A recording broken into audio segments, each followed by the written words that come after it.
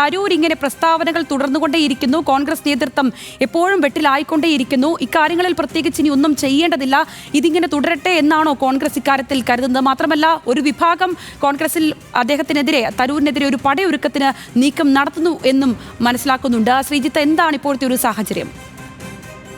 സംഗീത, തീർച്ചയായും തരൂരിനെ അവഗണിക്കുക എന്നുള്ളത്, തന്ത്രപരമായി അവഗണിക്കുക എന്നുള്ളത് തന്നെയാണ് കോൺഗ്രസിന് ഇപ്പോൾ ചെയ്യാൻ കഴിയുന്നത്. കാരണം കേന്ദ്ര സർക്കാരിനെയും പ്രധാനമന്ത്രി നരേന്ദ്രമോദിയും അദ്ദേഹം എടുക്കുന്ന നിലപാടുകളെയും ഒക്കെ പൂർണ്ണമായും പിന്തുണയ്ക്കുക, അല്ലെങ്കിൽ അതിനെ സപ്പോർട്ട് ചെയ്തുകൊണ്ട് സംസാരിക്കുക എന്ന രൂപത്തിലാണ് തരൂർ ഇപ്പോൾ മുന്നോട്ട് പോയിക്കൊണ്ടിരിക്കുന്നത്.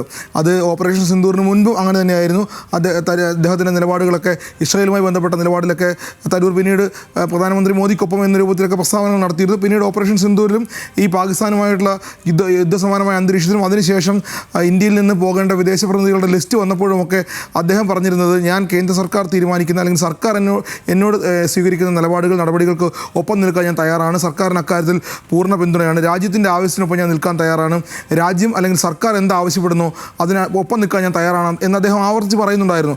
അതെല്ലാം ഒരുപക്ഷെ കോൺഗ്രസിനെ വല്ലാതെ ബുദ്ധിമുട്ടിക്കും. കേരളത്തിൽ എന്നുള്ളതല്ല, ദേശീയ തലത്തിലാണ് കോൺഗ്രസിന് വലിയ രൂപത്തിൽ ബുദ്ധിമുട്ടുണ്ടാകുന്നത്. കാരണം ദേശീയ തലത്തിൽ തരൂർ വലിയ നേതാവാണ്. അതുമാത്രമല്ല, ദേശീയ പൗരൻ എന്നുള്ളതിനപ്പുറത്തേക്ക് ഒരു അന്തർദേശീയ പൗരൻ എന്ന ലേബൽ അദ്ദേഹത്തിനുണ്ട് താനും.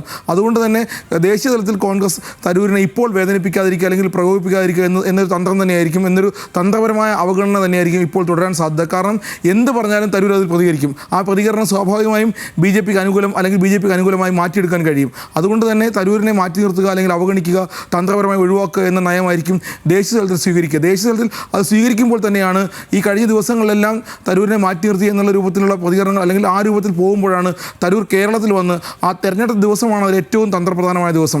കേരളത്തിൽ നിലമ്പൂരിൽ ഏറ്റവും പ്രധാനപ്പെട്ട ഒരു ഉപതെരഞ്ഞെടുപ്പ് നടക്കുന്നു. ആ പോളിംഗ് ദിവസം ഉച്ചയ്ക്ക് അദ്ദേഹത്തിൻ്റെ സ്റ്റേറ്റ്മെൻറ്റ്, ഇന്ന് അദ്ദേഹം, പക്ഷേ ഇന്നലെ ആയിരുന്നില്ല അദ്ദേഹം അത് നടത്തിയതെങ്കിൽ കോൺഗ്രസിന് ലേശം ആശ്വാസം ഉണ്ടാകുമായിരുന്നു.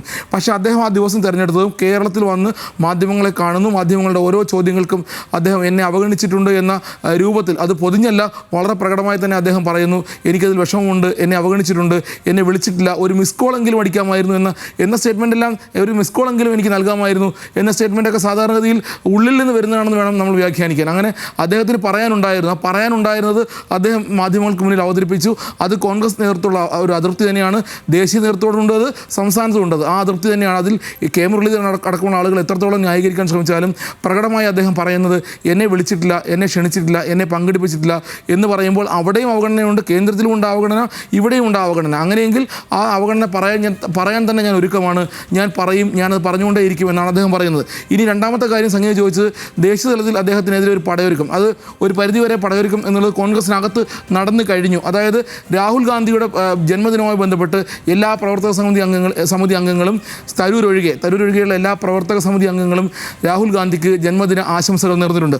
അത് പ്രധാനമന്ത്രിയും ആഭ്യന്തരമന്ത്രിയൊക്കെ വേറെ തലത്തിൽ ആശംസകൾ നേർന്നിട്ടുണ്ട്. പക്ഷേ ആശംസ നേരാത്ത ഒരേ ഒരു നേതാവ്, കോൺഗ്രസിനുള്ളിലുള്ള ഒരേ ഒരു നേതാവ് തരൂരാണ് എന്ന് ആവർത്തിച്ച് പറയാൻ കോൺഗ്രസിൻ്റെ നേതാക്കൾ ശ്രമിക്കുന്നുണ്ട്. അതിലേറ്റവും പ്രധാനപ്പെട്ടത് ആ കുറുമുന്നണിക്ക്, അല്ലെങ്കിൽ തരൂർ വിരുദ്ധ മുന്നണിക്ക് രൂപം നൽകുന്നത്, അല്ലെങ്കിൽ രൂപം നൽകിയിട്ടുള്ളത് നമുക്കറിയാം, ജയറാം രമേശും പവൻ ഖേരിയും അടക്കമുള്ള ആളുകളാണ്. അവർ തന്നെയാണ് ഇപ്പോൾ ഇക്കാര്യം, നമ്മളുടെ പ്രതിനിധിയോട് തന്നെ ഇക്കാര്യം പറഞ്ഞു കഴിഞ്ഞു.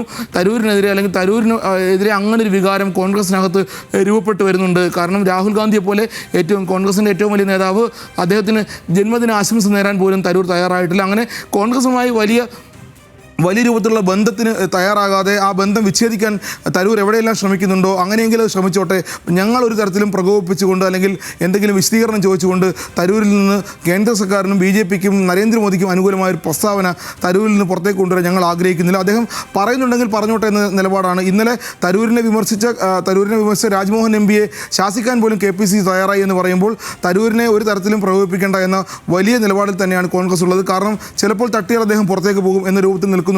ഞാൻ പുറത്തേക്ക് പോകില്ല, ഞാൻ ബി ജെ പിയിൽ ചേരില്ല എന്ന് അദ്ദേഹം ആവർത്തിച്ച് പറയുന്നുണ്ടെങ്കിൽ പോലും നിങ്ങൾ എന്നെ ആ രൂപത്തിൽ പ്രകോപിപ്പിക്കൂ എന്നാണ് തരൂരിൻ്റെ ഒരു നിലപാട്. അത് സ്വാഭാവികമായും ദേശീയ തലത്തിൽ കോൺഗ്രസിൻ്റെ പല നേതാക്കന്മാരും പല രൂപത്തിൽ വിമർശനങ്ങൾ ഉന്നയിച്ച് കഴിഞ്ഞു. ഇപ്പോൾ അത് ഉന്നയിക്കേണ്ട എന്ന നിലപാടിലാണ്. ഇതേ ജയറാം രമേശും ഇതേ പവൻ ഖേരയും തന്നെ ഈ കേന്ദ്ര സർക്കാരിൻ്റെ പരിപാടികളുമായി ബന്ധപ്പെട്ട് വിദേശത്തേക്ക് പോകുന്ന തരൂരിനെ വിമർശിക്കാൻ തയ്യാറായിരുന്നു ആദ്യഘട്ടത്തിൽ. തരൂരിൻ്റെ നിലപാടുകൾ, തരൂർ ഇക്കാര്യങ്ങൾ ഉള്ളിൽ വെക്കേണ്ടതാണ്, പുറത്ത് പറയേണ്ടതല്ല, പാർട്ടി വേദികൾ പറഞ്ഞാൽ മതി എന്നൊക്കെ അവർ പറഞ്ഞിരുന്നു. പക്ഷേ പിന്നീടുള്ള ഒരു പ്രസ്താവനയ്ക്കും, അദ്ദേഹം വിദേശത്ത് പോയും അതിനുശേഷം ഇന്ത്യയിൽ വന്ന് നടത്തിയ ഒരു പ്രസ്താവനയ്ക്കും ഒരു കോൺഗ്രസ് നേതാവും പ്രതികരിക്കാൻ തയ്യാറായില്ല. പ്രതികരിക്കേണ്ട, അല്ലെങ്കിൽ അവഗണിച്ച് പോകാം, തന്ത്രപരമായി അവഗണിച്ച് പോകാം എന്ന് തന്നെയാണ് കോൺഗ്രസ് തീരുമാനിച്ചിട്ടുള്ളത്. സംസ്ഥാനത്തും ഏതാണ്ട് ആ നിലപാട് തന്നെയാണെന്നാണ് നാം പ്രതീക്ഷിക്കുന്നത്, നാം മനസ്സിലാക്കുന്നത്. സംഗീത. തീർച്ചയായും ശ്രീജിത്ത് അത് തന്നെയാണ് തന്ത്രപരമായ നിലപാട് മാത്രമാണ് ഇക്കാര്യത്തിൽ സ്വീകരിക്കാൻ കോൺഗ്രസിന് കഴിയുക എന്നുള്ളത് മാത്രമാണ് മുന്നിലുള്ള ഓപ്ഷൻ എന്നാണ് ഈ ഘട്ടത്തിൽ മനസ്സിലാക്കുന്നത്. ശ്രീജിത്ത് ബാലകൃഷ്ണനാണ് ഇത് സംബന്ധിച്ചുള്ള വിശദമായ വിവരങ്ങളും വിശകലനവും നടത്തിയത്.